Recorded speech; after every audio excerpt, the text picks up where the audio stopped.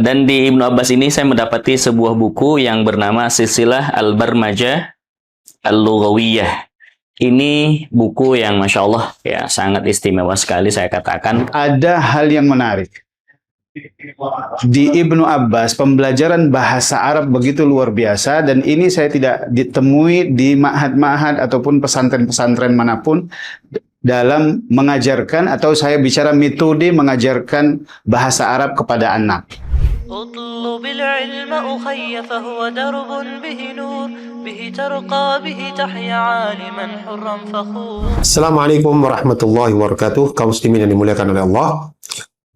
Sudah 9 tahun Ibnu Abbas melakukan proses pendidikan, dan fokus kami adalah pada bahasa Arab, Al-Quran, dan sains.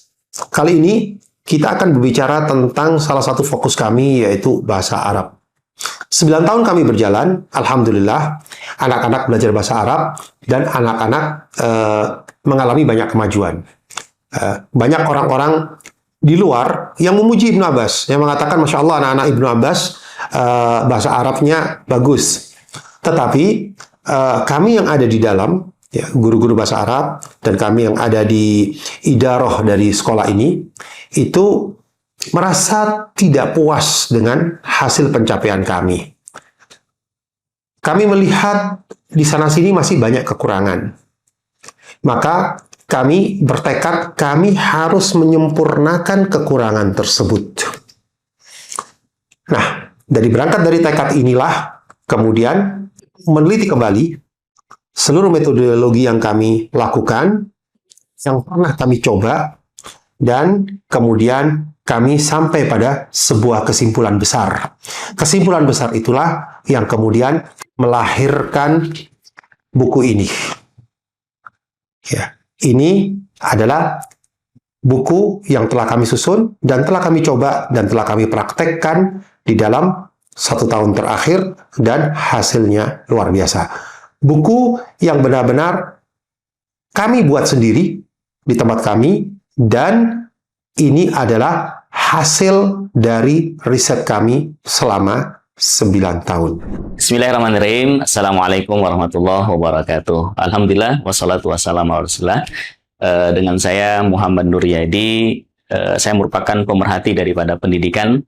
Dan alhamdulillah hari ini saya sedang berkunjung ke Sekolah Islam Ibnu Abbas.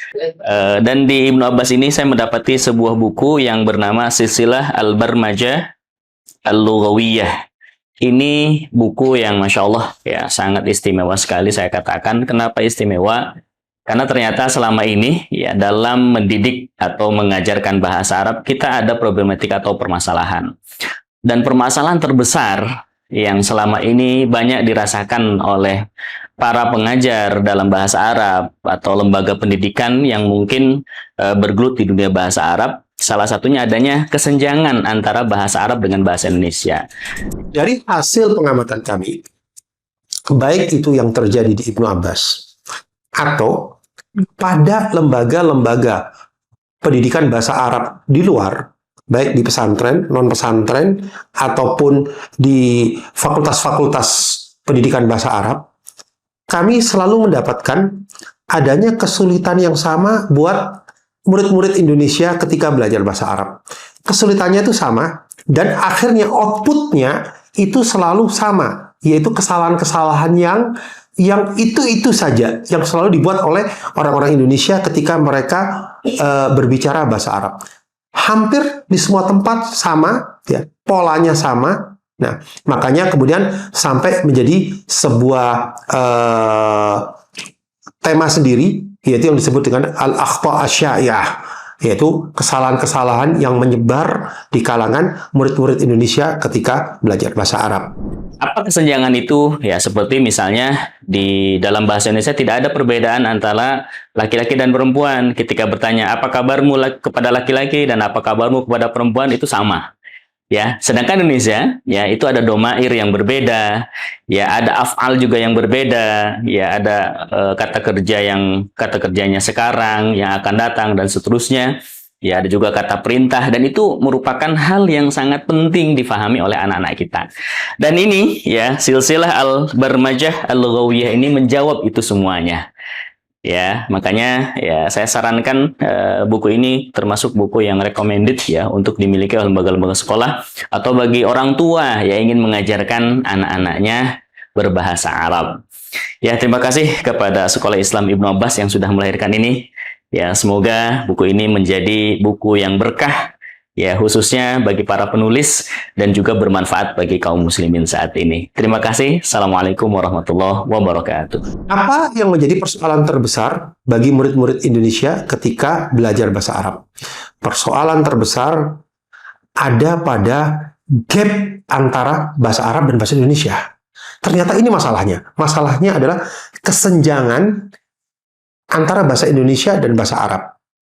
Maksudnya kesenjangan apa? Maksudnya adalah banyak sekali hal yang ada di dalam bahasa Arab, ya, dan itu tidak ada pada bahasa Indonesia.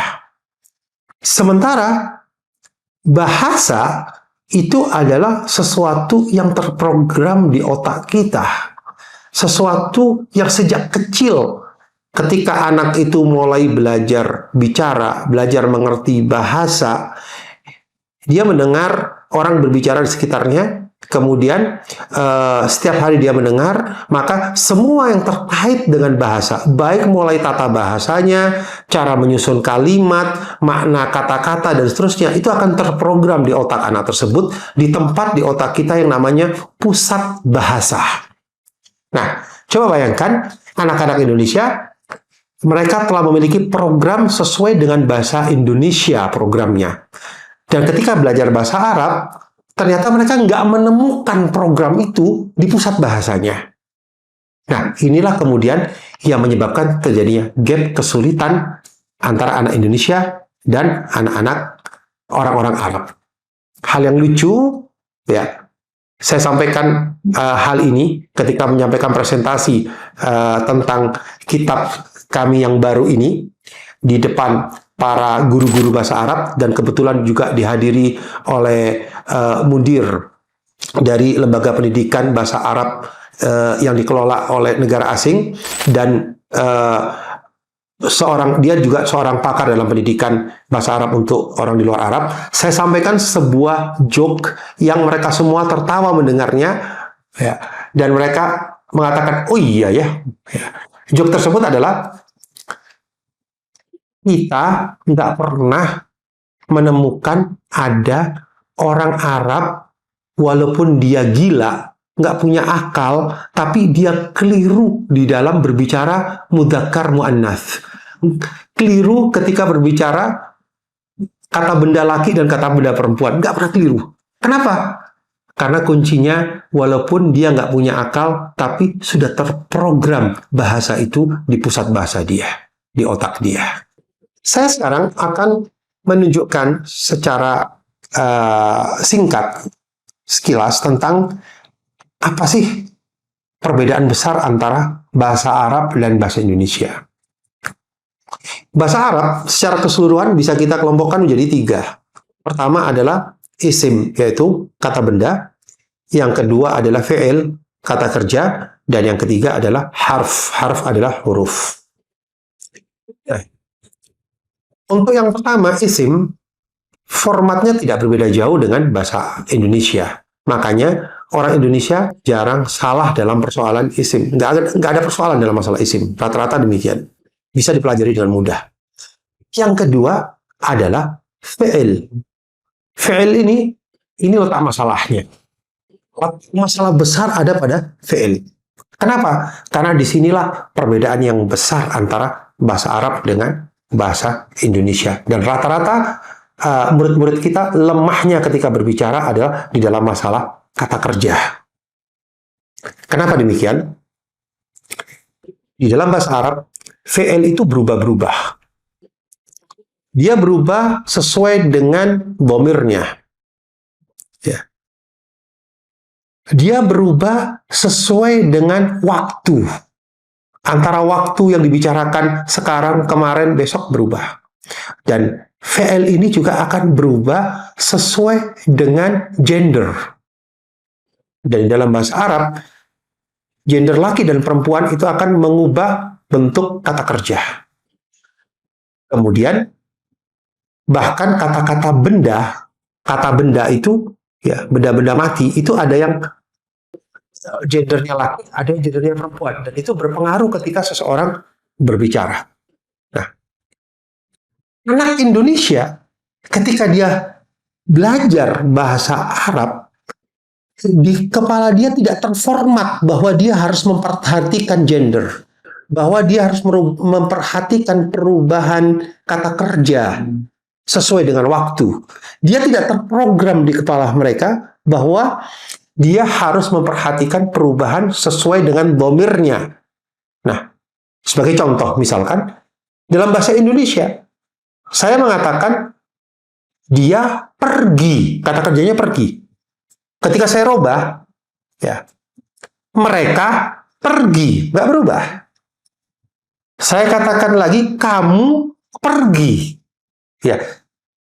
Nah, saya katakan lagi, dua orang, Ahmad dan Ali pergi. Saya katakan lagi, Ahmad, Ali, Umar pergi. Luar biasa. Di dalam bahasa Arab ini sudah mengubah jadi banyak kata kerja. Ana adhabuhu wa yadhabu anta tadhabu. Nah, belum lagi kemudian ketika dikaitkan dengan waktu. Masya Allah, berubah lagi. Ya.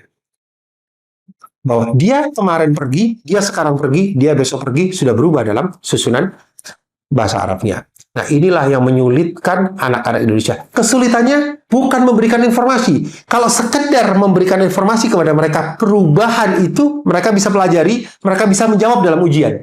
Bisa.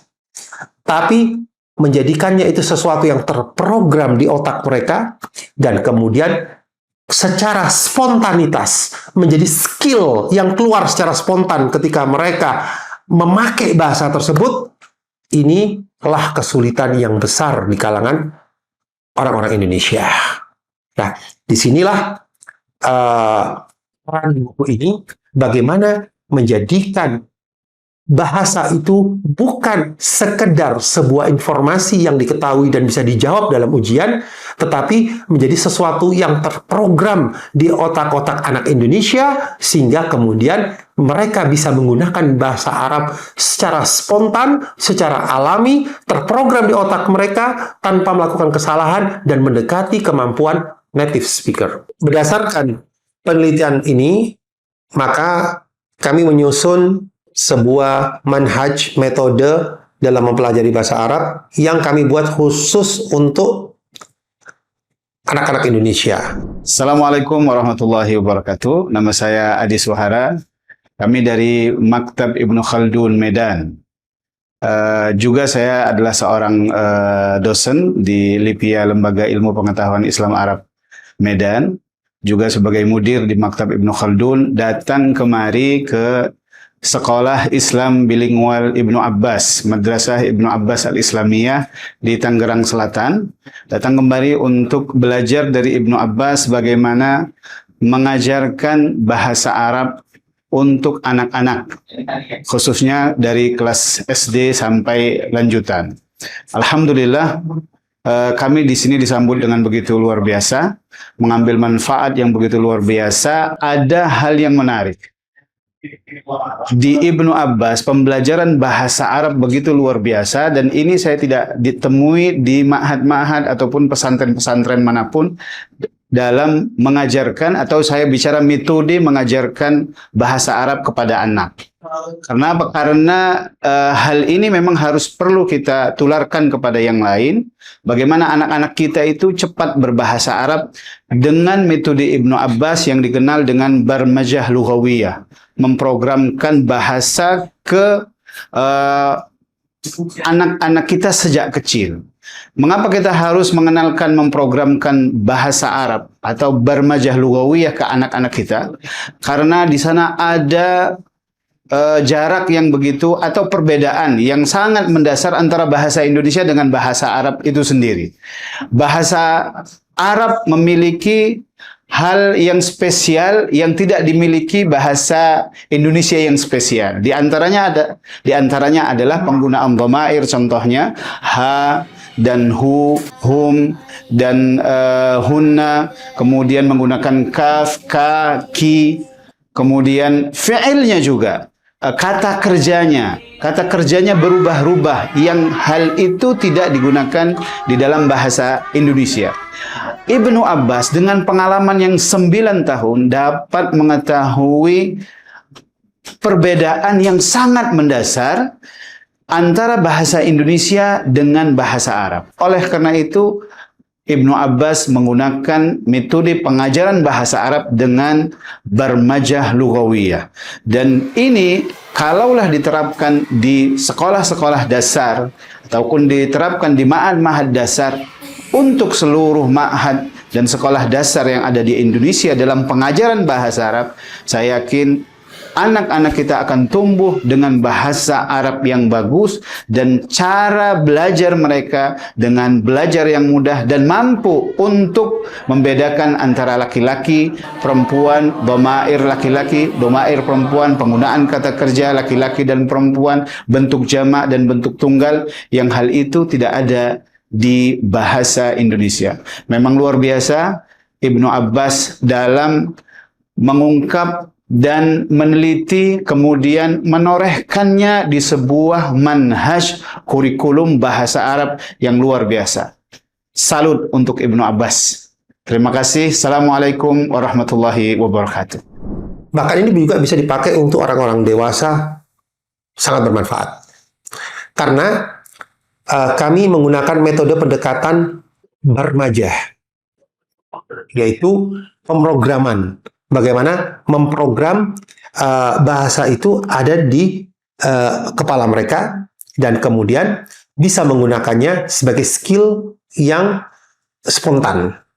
Ya, ini yang menjadi target kami dengan menggunakan metode barmajah. Buku ini kami namakan Silsilah Al-Barmajah Al-Lughawiyah, yang kalau terjemahnya adalah silsilah dalam pemrograman bahasa Arab.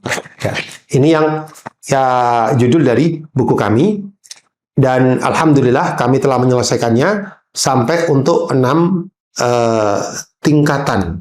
Metode ini adalah metode yang kami susun untuk anak orang Indonesia. Ya, karena kami memandang bahwa kita membutuhkan metode yang khusus yang bisa menjembatani kesenjangan antara bahasa kita, bahasa Indonesia, dengan bahasa Arab. Ya. Sementara kelemahan dari yang ada sekarang yang diterapkan di banyak tempat, banyak instansi pendidikan adalah mereka menggunakan metode yang disusun oleh orang-orang di luar dan itu digunakan di seluruh dunia. Ya, tanpa memperhatikan kesenjangan antara bahasa ibu dan bahasa Arab. Bagi kami, anak Indonesia ketika belajar bahasa Arab akan berbeda dengan anak Jerman atau anak Prancis. Ya, akan berbeda. Kenapa? Karena bagi anak-anak Jerman sudah terprogram di kepala mereka bahwa kalau mereka berbicara, di situ ada kata kerja yang bermakna laki-laki, ada gender di dalam benda. Ya.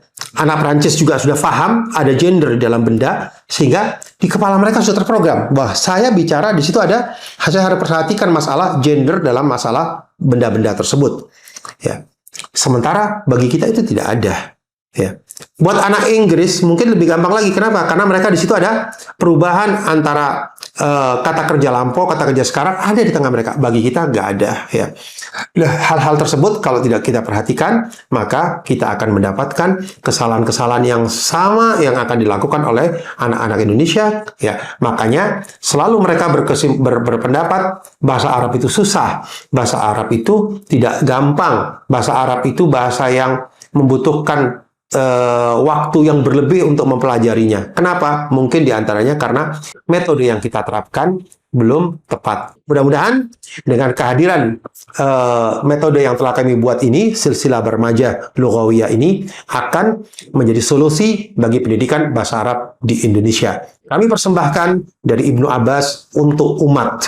Apa yang kami dapatkan di sini bukan untuk kami, tapi kami ingin menghibahkan cara ini untuk umat demi tersebarnya bahasa Arab di negeri yang tercinta ini, di Indonesia, yang mayoritas penduduknya adalah kaum muslimin, dan kita tahu bahwa mempelajari bahasa Arab itu, kata para ulama, hukumnya wajib bagi setiap muslim. Mudah-mudahan Ibnu Abbas bisa tetap memberikan manfaat bagi umat. Buku ini merupakan terobosan baru dalam pembelajaran bahasa Arab di Indonesia. Buku yang dikemas insya Allah sangat menarik dari sisi konten isinya ataupun dari sisi penampilan dari buku tersebut. Tidak hanya cocok untuk anak usia sekolah dasar, namun juga cocok untuk remaja bahkan hingga dewasa.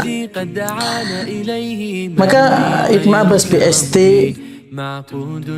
berusaha untuk menyebarkan manfaat dari buku ini seluas-luasnya. Bahkan untuk cara pengajaran buku ini pun Ibnu Abbas BSD akan menyiapkannya dan akan membuka pelatihan dalam rangka untuk pengajaran buku ini. Maka lembaga manapun, sekolah manapun yang ingin menjadikan buku ini sebagai buku pegangan dalam pembelajaran bahasa Arab, tafadhol, silahkan kontak kami dan silahkan menghubungi nomor yang tertera pada video ini. اطلب العلم أخي فهو درب به نور به ترقى به تحيا عالما حرا فخور